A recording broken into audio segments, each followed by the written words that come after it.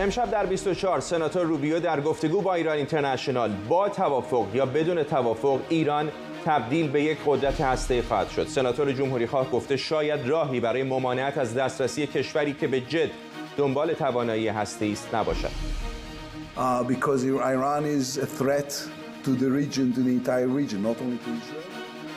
تلاش اسرائیل برای فعال شدن مکانیزم ماشه. وزیر خارجه اسرائیل خواستار بازگشت فوری تحریم‌های شورای امنیت علیه ایران. تایید پرتاب‌های موشکی جمهوری اسلامی همزمان با تشدید تنش‌ها میان ایران و غرب. تهران میگه پرتاب‌ها تحقیقاتی‌اند. و انتقاد کارشناسان سازمان ملل از وضعیت حقوق بشر در ایران. اونها گفتن جمهوری اسلامی باید پاسخگوی دستگیری شهروندان باشه. از واشنگتن دی سی این 24 است با فرداد فرحزاد. سلام و وقت بخیر. ساعتی پیش اینجا در واشنگتن در جلسه غیرعلنی کمیته روابط خارجه سنای آمریکا درباره توافق هسته‌ای که پشت درهای بسته بود، این جلسه به پایان رسید. سناتور جمهوری‌خواه مارکو روبیو در اظهاراتی کم سابقه گفته اگر بی سابقه نباشند با توافق یا بی توافق ایران تبدیل به یک قدرت هسته‌ای میشه. من در مورد جلسه محرمانه صحبت نمی‌کنم، اما همونطور که قبلا گفتم فکر نمی‌کنم هیچ توافقی با رهبر فعلی ایران قابل قبول باشه. کاش اشتباه می‌کردم. اونا به حمایت از تروریسم ادامه میدن و توانایی‌های موشکی دوربرد و میانبرد خودشون رو توسعه میدن. من فکر می‌کنم در نهایت اونا به یک قدرت هسته‌ای تبدیل میشن، چه با توافق چه بی توافق. من فکر می‌کنم مشکل توافق اینه که اونها برای انجام سریعتر برنامه‌هاشون پول بیشتری خواهند داشت. سناتور مارکو روبیو بود، سناتور ایالت فلوریدا و از حزب جمهوری‌خواه که با همکارم آرش علایی صحبت می‌کرد. همین حالا آرش علایی از کنگره آمریکا به ما پیوسته. آرش، من به یاد ندارم که چنین اظهارات روشنی سناتورها کرده باشن در مورد برنامه هسته ایران. یا میگن توافق هسته‌ای خوب است یا میگن توافق هسته‌ای بد است، ولی اینکه با توافق یا بی توافق ایران یک قدرت هسته‌ای میشه کم سابقه است اگر بی سابقه نباشه.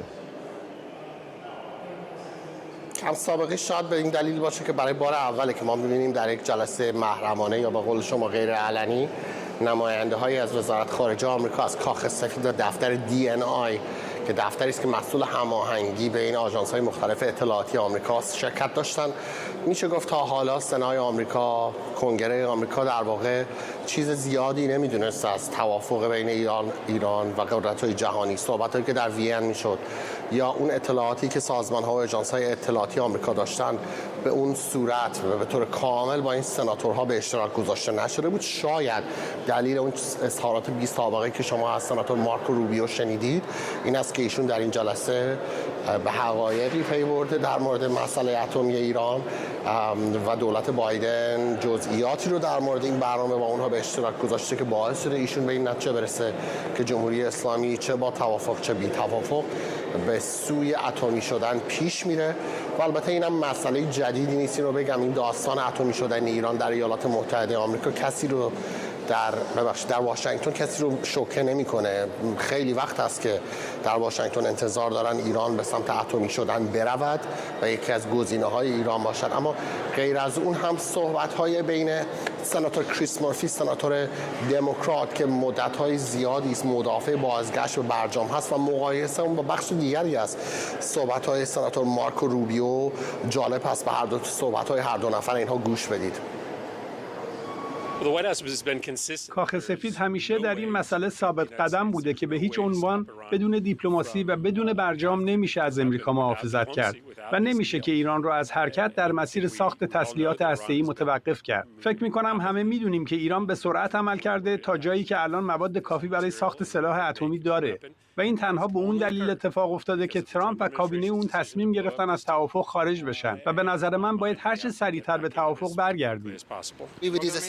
شاید راهی نباشه که بشه یه دولت رو که برای ساخت سلاح هسته‌ای مصممه متوقف کرد. متاسفانه این دنیاییه که ما توش زندگی می‌کنیم. ولی مطمئناً ما نباید با جاری کردن فرصت‌های اقتصادی به سمتشون به اونا کمک کنیم. فرصت‌هایی که بهشون این امکانو میده که پول بیشتری برای فعالیت‌های معمول خودشون و همینطور افزایش ظرفیت‌های هسته‌ایشون در آینده خرج کنن. و این دقیقاً کاریه که برداشتن تحریم‌ها می‌کنه.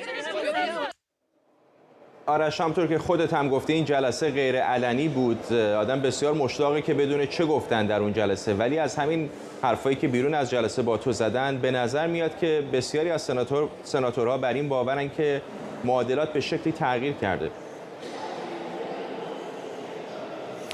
بله، و این در واقع اگر شما اینو بذارید روی تایملاینی در یک گذار زمانی در طول یک سال گذشته از زمانی که مذاکرات جمهوری اسلامی با قدرت‌های جهانی در وین دوباره استارت خورد و در تمام این مدت دولت بایدن داشت سعی می‌کرد که با اونها به صورت غیر مستقیم مذاکره کنه، در سنای آمریکا اگر شما صحبت می‌کردید با جمهوری خواهان و دموکرات‌ها هنوز منتظر بودند شاید فرجی بشه و نتیجه‌ای برسه این مذاکرات و اون چیزی که دولت بایدن می‌خواد اتفاق بیفته. اما یواش یواش ما دیدیم سناتورهای بسیار پرنفوذی، حتی دموکرات‌ها آروم آروم چششون به واقعیت‌ها جوری باز شده که الان تقریبا مخالف بازگشت هستن با هر گونه توافقی با جمهوری اسلامی، از جمله سناتور باب منندز رئیس همون کمیته روابط خارجی که بارها گفته نبود یک توافق بهتر از یک توافق بد با جمهوری اسلامی است و این حرفو هی بیشتر و بیشتر الان داره تکرار میکنه. و در نهایت هم من یک صحبت کوتاهی داشتم با دیگر سناتور دموکرات، سناتور کریس کونز از ایالت دلاور، هم ایالتی آقای جو بایدن هست و بسیار هم نزدیک هست به رئیس جمهوری آمریکا و آقای کریس کونز جزو کسایی بود که مدافع بازگشت به برجام بود، اما در صحبت‌های آخرش من به نظر میاد که ایشون هم امید خودش رو برای بازگشت به برجام از دست داده. به بخش‌هایی از مصاحبه من با کریس کونز گوش کنید. من در مورد مسائلی که در جلسه مطرح شده صحبت نمی کنم، اما رژیم ایران اون چیزی که به نظر من یک همکاری منطقی برای بازگشت به برجام بوده رد کرده. من فکر می کنم خواسته های اونا در میز مذاکره که علنی شده و فعالیت های علنی اونها به شدت نگران کننده است و من اصلا نسبت به مسیری که در پیش گرفتن خوشبین نیستم. صحبت‌های تعدادی از سناتورها رو میشنیدید با همکارم آرش علایی در کنگره آمریکا. آرش علایی، ممنونم هستم. خب همونطور که شنیدید تعدادی از سناتورها در پایان جلسه غیرعلنی در مورد برنامه هسته‌ای ایران با همکارم آرش علایی صحبت کردن. فکر می‌کنم یکی از جالب‌ترین صحبت‌ها احتمالاً مربوط به مارکو روبیو، سناتور جمهوری‌خواه ایالت فلوریدا بود که گفت با توافق یا بی توافق به نظر میاد که ایران به یک قدرت هسته‌ای دیر یا زود تبدیل خواهد شد. علیرضا نامور حقیقی، تحلیلگر سیاسی از تورنتو با ماست. آقای نامور حقیقی، نمیدونم این صحبت‌های سناتورها رو با همکارانم شنیدید یا نه، ولی به نظر میاد که بعد از پایان این جلسه غیرعلنی یا جلسه محرمانه در سنای آمریکا در مورد برنامه هسته‌ای یک رویکرد جدیدی این سناتورها دارن نشون میدن که انگار با یک واقعیت جدیدی داریم روبرو میشیم که شاید یک ایران هسته‌ای باشه. بله، با سلام خدمت شما بینندگان عزیز. ببینید آقای روبیو خب سابقهش معلومه، از اول خواستار حتی بمبارون صنایع هسته ایران بود، خیلی مواضع تندی داشت در انتخاباتی که با آقای ترامپ بود و همیشه این مواضع تندی داره. اون چیزی که الان آقای روبیو میگه توافق برجام ایران رو به هسته‌ای بودن نزدیک میکنه، دقیقاً مخالف همون حرفی که سناتور دموکرات زد و حتی حرف مخالف آقای آلبرایت که دو هفته پیش مقاله نوشته بود که ایران ظرفیت‌های ساخت بمب به دست آورده. اصل قضیه نیست که برجام تمهیداتی که درش ایجاد شده توسط دستگاه اطلاعاتی آمریکا 2 سال طول کشیده و همه راه‌های ساخت بمب مسدود شده. بنابراین بازگشت برجام عملاً امکان ایران که بمب بسازه رو مسدود میکنه. اما حرف آقای روبیو اینه که ما به هر حال ایران داره هسته‌ای خواهد شد، ولی خب راه حل رو نشون نمیده. یعنی در حقیقت اینی که ایران بمب خواهد ساخت و ما هیچ کاری نمیتونیم بکنیم، ولی با این حال میگه نباید بریم تو برجام چون ایران پول گیرش میاد و بیشتر میتونه بمب بسازه که خب این تناقض داره. اما اینی که آیا ایران میتونه بمب بسازه، به نظر من نه، به دلایل مختلفی. این بمب سازی یک تمهیداتی لازم داره که حالا میگم که در ایران ممکنه کسانی این رویا رو داشته باشن، حالا هرچند حکومت ایران به طور رسمی تکذیب میکنه و هم لحاظ مذهبی هم لحاظ سیاسی هر دوتاشو نفی کرده که ما میخوایم به سمت بمب بریم، ولی فرض کنیم که این استدلالا رو بذاریم کنار، فرض کنیم میخوان انجام بدن.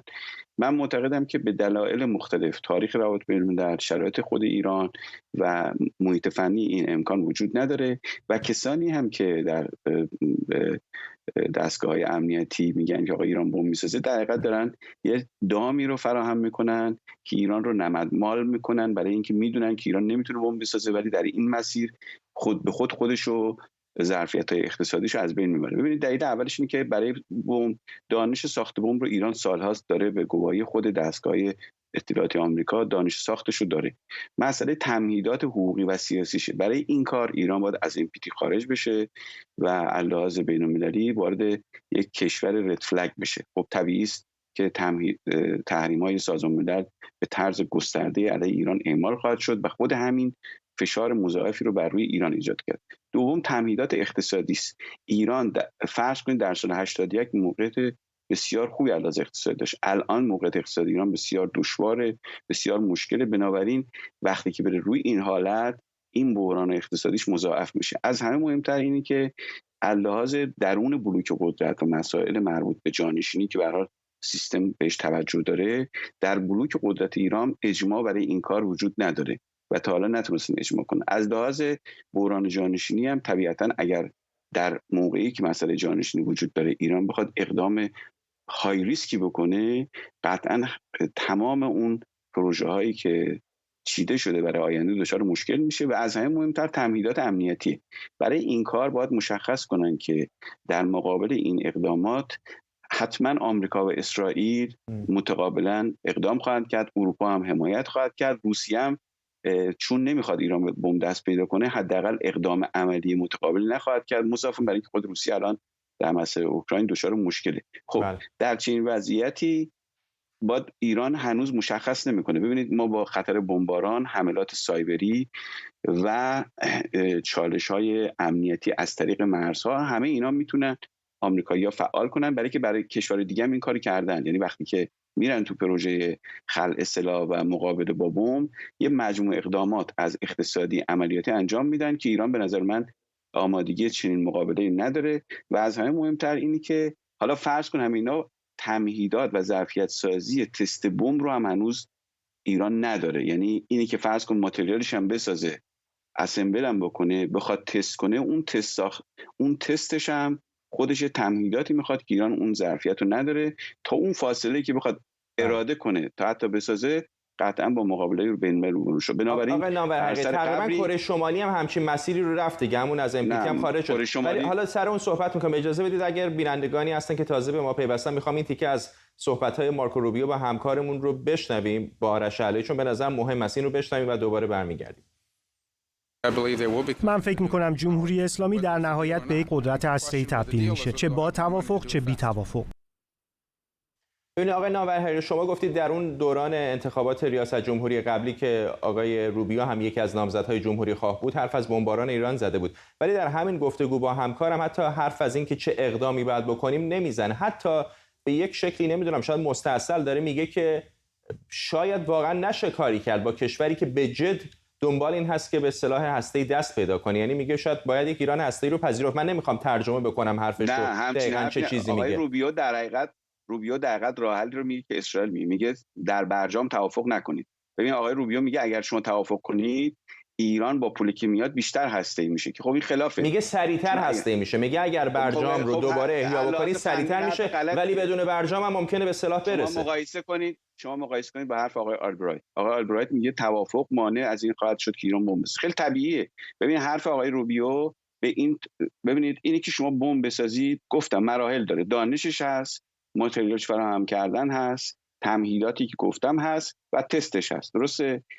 اینا با برجام همه اینها متوقف میشه. خود آقای آلبرایتی که شما دارید اشاره میکنید که هفته پیش در برنامه خود ما هم بود، خودش میگه که ایران با توانایی ساخت سلاح هسته‌ای دیگه فاصله ای نداره. همین الان میتونه توی یه بازه 6 ماهه یک بمب هسته‌ای اولش رو بسازه.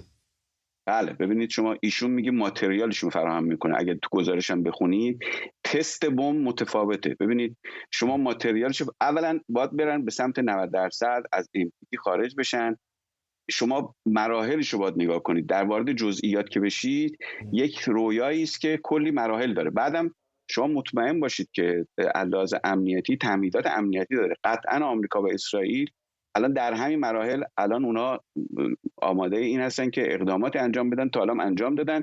در موقعی که ایران از NPT خارج بشه و بره به سمت 90% قطعا برخورد میکنن. الان طرح CIA این است که هنوز ایران اراده سیاسی برای ساخت بمب نداره، یعنی طرح آقای برنز الان اینه، ولی موقعی که برن به این سمت که این هست قطعا هم نوع برخوردشون متفاوت میشه. التیماتوم های خاص خواهند داد که هنوز به نظر میسه ندادن و هنوز امید دارن که ایران وارد توافق بشه. مضافاً بر اینکه در ایران هم بخش‌های زیادی از بلوک قدرت معتقدن با توجه به چالش‌های اقتصادی کشور و اینکه که ایران امنیتش و توسعه‌اش میتونه به خطر بیفته، معتقد به توافق برجامن. بنابراین در مورد کره شمالی هم که گفتید اصلا مورد صدق نمی‌کنه. کره شمالی حمایت چین داشت، موقعیتش متفاوت بود، امکانات فنیش متفاوت بود، شرایط بین‌المللی متفاوت بود. اونا حمایت چین رو داشتن، ما حمایت هیچ کدوم از ابرقدرت‌ها رو نداریم. ما تو تحریم‌های گسترده‌ای هستیم که اصلا همه اون تمهیدات عملا صورت نخواهد بود. کسانی که این پروژه رو تشویق میکنن، حالا از موضع اینی که آقا ایران اگه بمب داشته باشه مثل اوکراین نمیشه، یا حتی کسانی که فکر میکنن که ایران یک قدرت بالنده خواهد شد، به مراحلی که میخوان به اون رویا دست پیدا کنن توجه نمیکنن و اون جزئیات هست که به نظر من یه دامی است که اگر ایران حرکت کنه به سمت بمب، هم توسعه‌اش رو به خطر خواهند داشت، هم امنیت مرزیش رو به خطر انداخت و هم نسل جوانی که به هر حال دنبال جستجوی آینده است قربانی این ریسک بزرگ و این رویای ناتمام خواهد شد. ممنونم از شما علیرضا نامور حقیقی، تحلیلگر سیاسی از تورنتو کانادا با ما. آقای نامور حقیقی به واکنش‌های احتمالی اسرائیل هم اشاره کرد. وزیر خارجه اسرائیل اتفاقاً خواستار بازگشت فوری تحریم‌های شورای امنیت سازمان ملل علیه ایران به دلیل توسعه برنامه هسته‌ای شده. یائیر لاپید در یک کنفرانس مطبوعاتی در اورشلیم از تلاش کشورش برای گسترش پیمان ابراهیم و رویارویی با تهدیدات منطقه ایران گفته.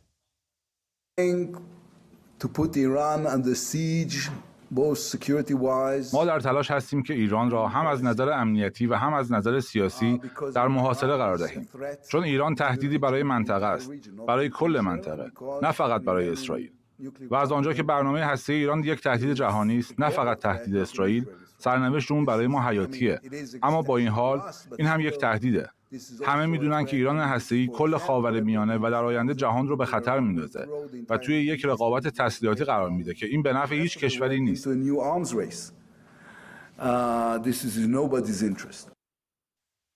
یائیر لاپید بود، وزیر خارجه اسرائیل. تنش بین اسرائیل و ایران به سطح بی‌سابقه رسیده. احتمالاً در جریان هستید که اسرائیل شماری از شهروندانش رو در یک عملیات ویژه در ترکیه به ظن اینکه ایران قصد ترور اونها رو داشته از این کشور خارج کرده و به دیگر شهروندانش در ترکیه هم هشدار امنیتی داده. پیشتر گفتگویی داشتم با دنی دانن، سفیر پیشین اسرائیل در سازمان ملل متحد، و درباره این موضوع ازش پرسیدم.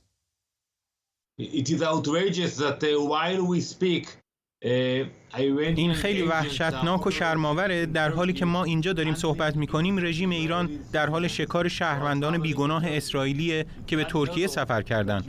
بی سابقه است که رژیمی باشه که خشونت رو در ملأ عام صادر کنه. ما چندین توریست رو از ترکیه خارج کردیم. ما اطلاعاتی از تهدیدهای رژیم ایران به دست آوردیم و انتظار داریم ترکیه اقدامات لازم رو برای امنیت توریست‌ها به محض رسیدن به ترکیه انجام بده. to secure all tourists who are arriving to Turkey. اما هفته‌ای نیست که در ایران یکی از مسئولان نظامی یا یکی از کسانی که در برنامه هسته‌ای ایران نقش داره به شکلی مشکوک کشته نشه. میدونید که مظنون اصلی معمولاً در این موارد اسرائیل هست. آیا قابل پیش بینی نبود که این جنگ نیابتی بالاخره یک طرفه باقی نخواهد ماند و ایران هم واکنش نشون میده؟ According to reports, those people who were killed. بر اساس گزارش ها اون افرادی که کشته شدن بیگناه نبودن. اونها به شدت در خرابکاری ها و تشدید خشونت در منطقه نقش داشتن. من نمیتونم تایید کنم که چه کسی مسئول از بین رفتن اون تهدیدها بوده، اما میتونم بگم جهان الان بدون اونها جای امن‌تریه. در کتاب جدیدتون در لانه شیر نوشتید که امیدوارید، من نقل قول میکنم، که دولت بایدن به توافق هسته‌ای باز نگرده. فکر نمی‌کنید موقعی که این توافق برقرار بود خطر دسترسی ایران به سلاح‌های هسته‌ای کمتر از امروز بود؟ So in my new book, In the Lion's Den, در کتاب جدیدم در لانه شیر که 2 هفته پیش منتشر شد راجع به مسئله توافق هسته‌ای ایران بحث کردم و من فکر می‌کنم خروج از اون توافق یک اشتباه بود. فکر می‌کنم بازگشت به برجام در وین اشتباه بزرگی باشه. چون اساساً اون چه اتفاق میفته اینه که ایرانی‌ها به تولیدات هسته‌ای و آنچه تمایل دارن ادامه میدن و در این حال مشروعیت کشورهای دموکرات از سراسر جهان رو هم دریافت خواهند کرد تا به فعالیت‌هاشون ادامه بدن. ما میدونیم که اونها روش‌های فریبکارانه رو برای حرکتشون به جلو انتخاب میکنن و فکر میکنم بهتره ما بدونیم با چی مواجه هستیم تا اینکه بیشتر جهان فکر کنند همه چیز تحت کنترل، در حالی که اونها به تلاش برای دسترسی به تسلیحات هسته‌ای ادامه میدن. while they are continuing quietly to achieve nuclear capabilities. حتما میدونید ماه دیگه همین موقع‌ها جو بایدن عازم منطقه است. علاوه بر اسرائیل قرار از عربستان سعودی هم دیدار بکنه. فکر می‌کنید چقدر این احتمال وجود داره که روابط اسرائیل و عربستان هم عادی بشه؟ انشالله. ما دعا میکنیم و امیدواریم این اتفاق بیفته. همونطور که توی کتابم در لانه شیر هم گفتم ما تشابهات زیادی داریم. من در کتابم درباره همکاری‌ها و تعاملات در سازمان ملل با کشورهای مثل عربستان سعودی و بقیه کشورهای خلیج نوشتم و اینکه ما چطور برای مقابله با رژیم خطرناک ایران با هم همکاری میکنیم. بنابراین من فکر میکنم ما کارهای خیلی زیادی رو بدون سر و صدا انجام میدیم و الان زمان اون رسیده که آشکارا و در برابر همه دست هم رو بگیریم و با صداهای تندرو و رادیکال از ایران مبارزه کنیم.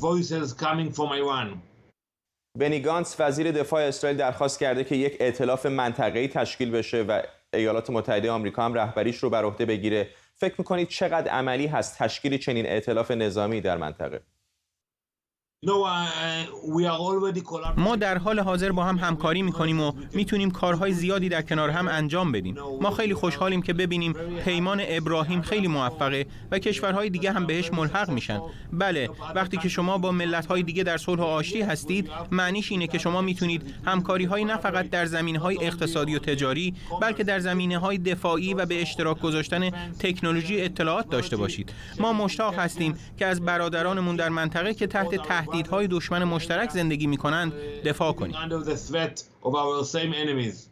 در بخشی از کتابتون نوشتید که سال 2016 به امارات متحده عربی سفر کردید. میدونیم که در اون موقع هنوز توافق ابراهیم امضا نشده بود و روابط دو کشور عادی نبود. بیشتر به من بگید در مورد این سفر چطوری انجام شد؟ خب من در کتابم در مورد این صحبت میکنم که چطور ما بدون سر و صدا همکاری زیادی با هم داشتیم.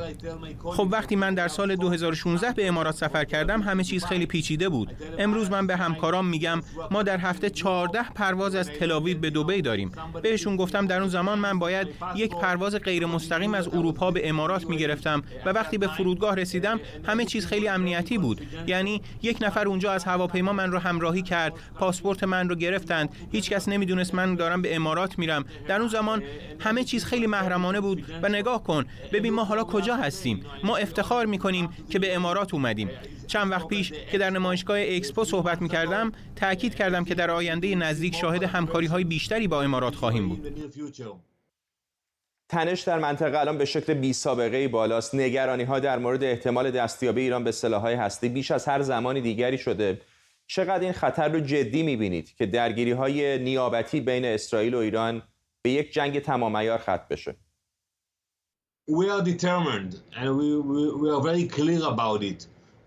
امیدواریم که فقط ما اسرائیلی ها نباشیم که نگران تهدیدهای وارده از جانب ایران و رویارویی با اون هستیم و امیدواریم شرکای قدرتمندمون هم از ما حمایت کنند. اما حتی اگر ما در این مسئله تنها باشیم ما آماده ایم و مصمم.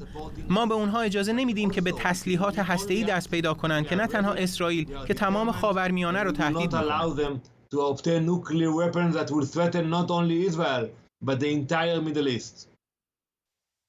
دنی دانون بود سفیر پیشین اسرائیل در سازمان ملل متحد. با تشدید تنش‌ها میان تهران و غرب، ایران پرتاب یک موشک رو تایید کرده. سخنگوی وزارت دفاع ایران گفته 2 موشک دیگه هم در حال آماده شدن در پایگاه پرتاب سمنان.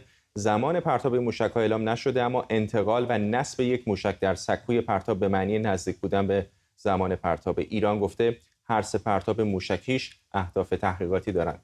فرزین ندیمی تحلیلگر امور دفاعی امنیتی اینجا در استودیو با ماست. آقای ندیمی، یکی از زوایایی که در مورد برنامه‌های هسته ایران بهش همیشه اشاره میشه برنامه‌های موشکی ایران هست و ساخت موشک‌هایی که بتونن کلاهک هسته‌ای رو حمل بکنن. آیا این آزمایشاتی که دارن انجام میدن که میگن تحقیقاتی هست میتونه ارتباطی داشته باشه با برنامه هسته‌ای؟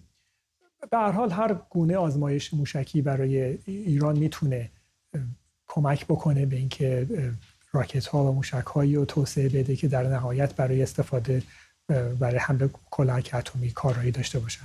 در حال حاضر این نوع راکت به نظر میرسه که برای پرتاب ماهواره طراحی شده، ولی موتورهای سوخت جامد که در مرحله اول و دوم این راکت مورد استفاده قرار میگیرن میتونه کاملا برای استفاده های نظامی تغییراتی توش داده بشه و استفاده بشه.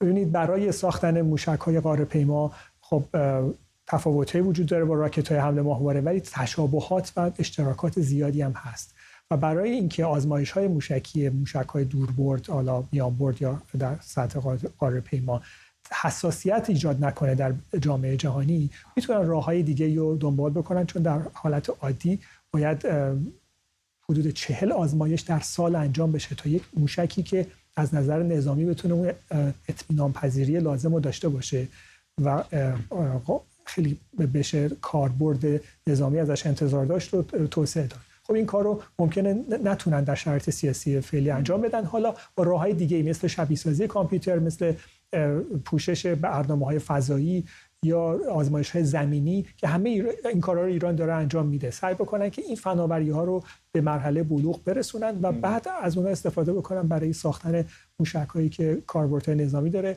ما میدونیم که با خوندن اسنادی که از اسرائیل و از ایران خارج کردن، ایران سالها کار کرده روی کلاهک‌هایی که میتونن کلاهک هسته‌ای در خودشون داشته باشن و خب اینا رو میشه اگر طراحی مجدد انجام داد روی موشک‌های دیگری، موشک‌های سوخت جامد هم نصب بکنن. سپاه پاسداران هم به طور موازی یک برنامه موشکی و برنامه پرتاب ماهواره داره که اون هم در نهایت از موتورهای سوخت جامد استفاده خواهد کرد. بنابراین می‌بینیم همونطوری که حسن تهرانی مقدم، پدر صنایع موشکی ایران که 11 سال پیش در یک انفجار در غرب تهران جون خودش رو از دست داد، در حقیقت آرمان سازی کرده بود، موشک‌های چه نظامی و چه ماهواره برای ایران به سمت سوخت جامد دارن پیش میرن، موشک‌های چند مرحله‌ای سوخت جامد که خیلی آسان‌تر میشه از اون استفاده کرد، آسان‌تر میشه مستقرش کرد. به اراده سیاسی اشاره کردی. دست کم آخرین ارزیابی‌هایی که سرویس‌های اطلاعاتی غربی دارن یا دست کم اونی که منتشر میکنن این هست که هنوز این اراده سیاسی، عزم سیاسی در ایران برای ساخت سلاح هسته‌ای وجود نداره.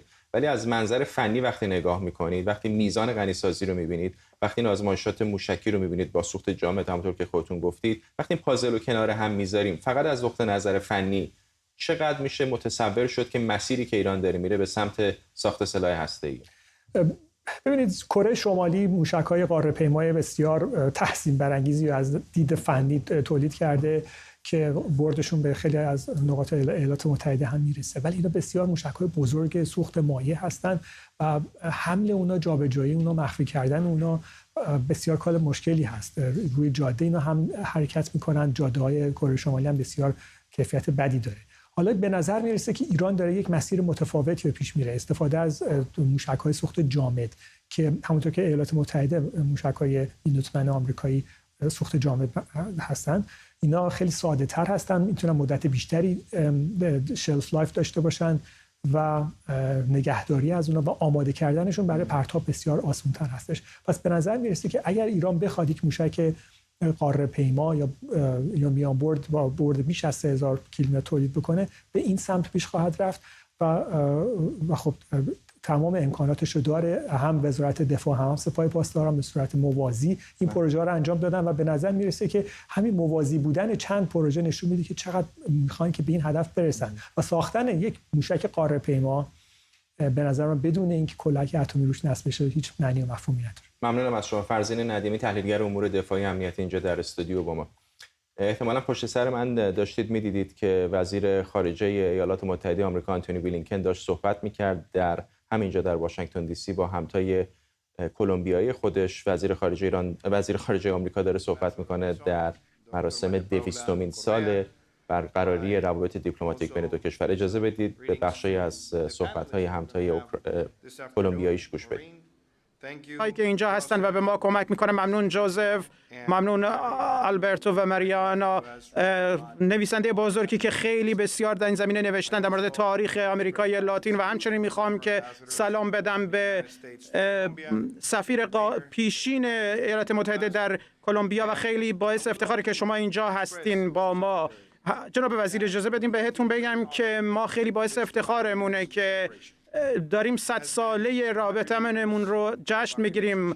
100 سال از رابطه که بر اساس اهداف مشترک و ارزش‌های مشترک و همچنین اصول و پرنسیپ پیش رفته. اجازه بدین یک ارجاع بدم به جمهوری کلمبیا رو می‌بینید. بخش من گفتم همتای آقای بلینکن در واقع همراهش در این کنفرانس مطبوعاتی مشترک که داره در سالگرد 200مین سال برقراری روابط دیپلماتیک بین کلمبیا و ایالات متحده همینجا در واشنگتن دی سی صحبت می‌کنه.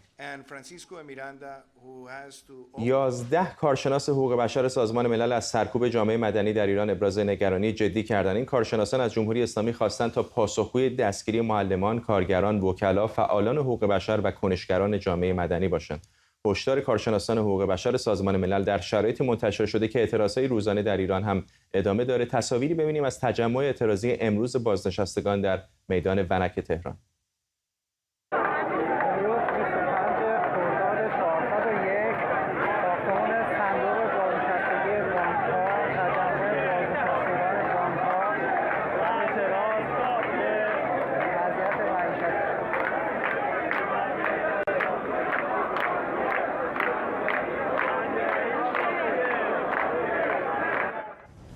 در همین بیانیه گفته شده 5 نفر در اعتراضهای اردیبهشت ماه به دست نیروهای امنیتی جمهوری اسلامی کشته شدن. همکارم شاهد علوی اینجا در استودیو با ماست. بیشتر به ما بگو چه گفتن در این گزارش. در واقع این بیانیه رو حدوداً 11 نفر از کارشناسان و گزارشگران ویژه و البته 3 نفر عضو تیم ناپدیدشدن قهری امضا کردن.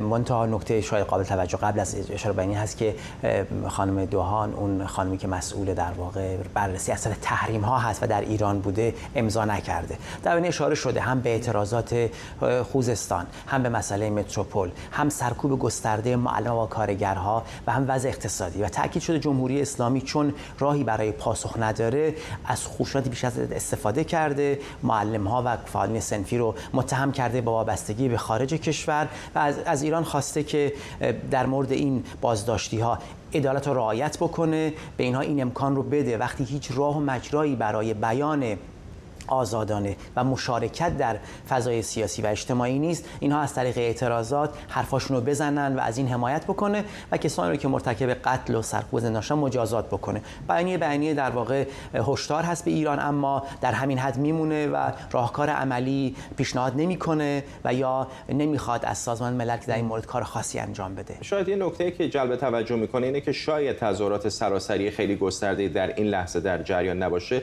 ولی تظاهرات مثل همینی که امروز در ونک دیدیم هر روز تقریبا در گوشه و کنار ایران داره به چشم می‌خوره. بله، تظاهرات عملاً روزانه شده در قشرها و طیف‌های مختلفی. چه تظاهرات گسترده‌ای که به طور کلی حاکمیت رو در واقع هدف قرار میده، مردم خشمگین از سرکوب و فقر و ناعدالتی، و چه تظاهراتی که مشخصاً یک طیف خاص یا قشر خاصی هدایت میکنن مثل بازنشستگان، کارگران و معلم‌ها. من میخوام اشاره بکنم که در این وضعیت این تظاهرات تشدید خواهد شد. همین الان ما داریم، فردا روزی هست که معلمای ایران در اعتراض به سرکوب همکارانشون اعلام تجمع کردن.